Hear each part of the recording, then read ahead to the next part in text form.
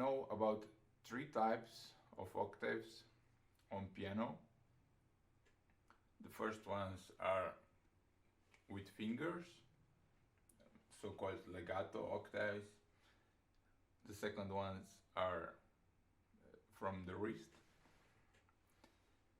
and the third ones are from the elbow. And the finger use gets gradually lower with each type of octave. So with finger octaves, we use our fingers very much, and with wrist octaves, something less, and with elbow octaves, we practically don't use any finger muscles. I will firstly talk about wrist octaves, as they are most commonly used, especially with Liszt music. So I will give you some examples to demonstrate this type of octaves.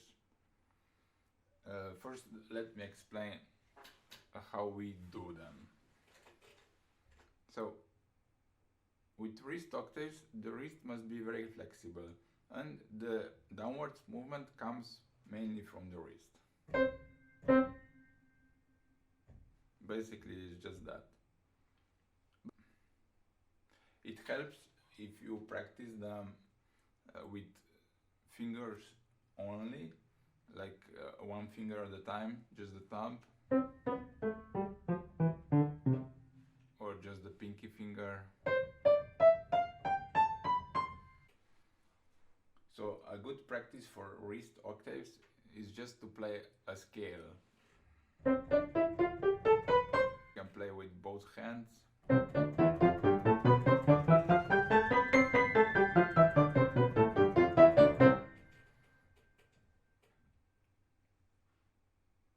You must feel this weight of the wrist that pushes down the keys.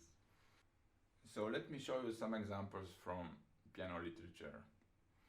The first example I would like to show you is from the Liszt Dante Sonata, the famous octaves in the middle part for the right hand.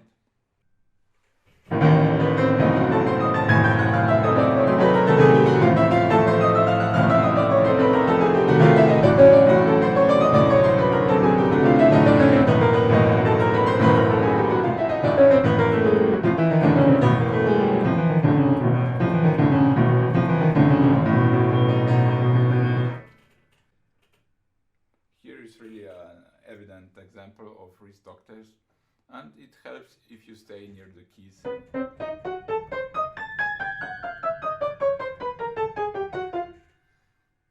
Because they are very fast and you don't have time to lift your hand or wrist very high. And it helps when you practice just the one line with one finger. So you get this movement with the thumb when you go towards the white or black keys.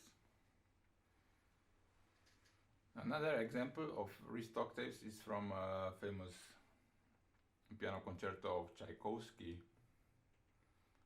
at the end of the third movement.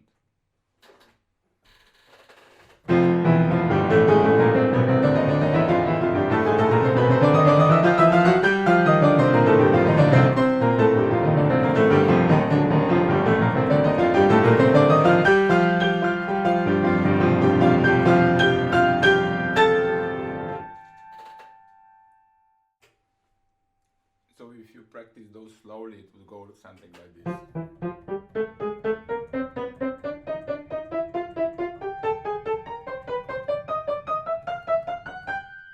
You see, I'm mainly moving my wrist. Although these octaves at the end, they become something from the elbow as well, especially here. It helps for these lips to use your elbow. Another example of wrist octaves is from the end of the Liszt Sonata.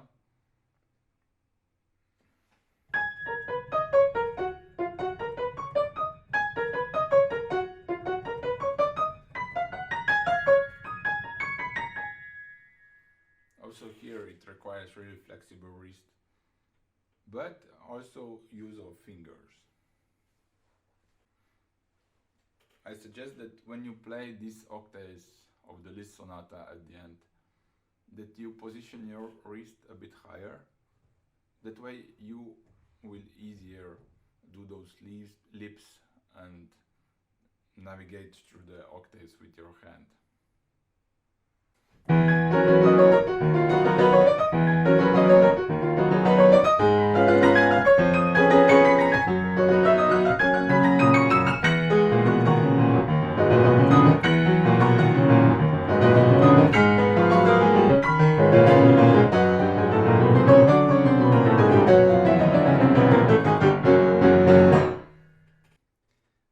When you come to chromatic octaves here at the end,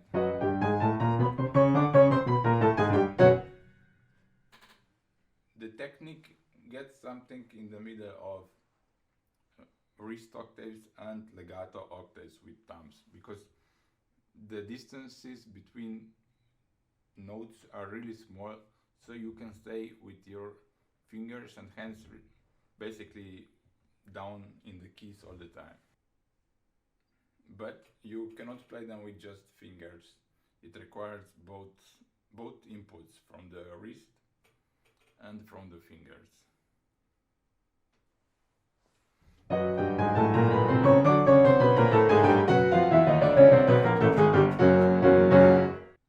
When you practice these octaves just with your left hand, don't forget to keep your wrist really flexible and as well a bit higher.